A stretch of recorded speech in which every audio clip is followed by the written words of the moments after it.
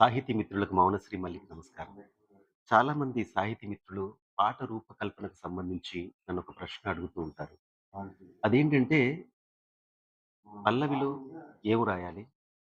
మొదటి చరణంలో ఏం రాయాలి? రెండవ చరణం చివరి చరణం అయినప్పుడు అందులో ఏం రాయాలి? ఇదేంటంటే, పల్లవిలో మనం పాట రాయదలుచుకున్నటువంటి వస్తువును పరిచయం చేయాలి.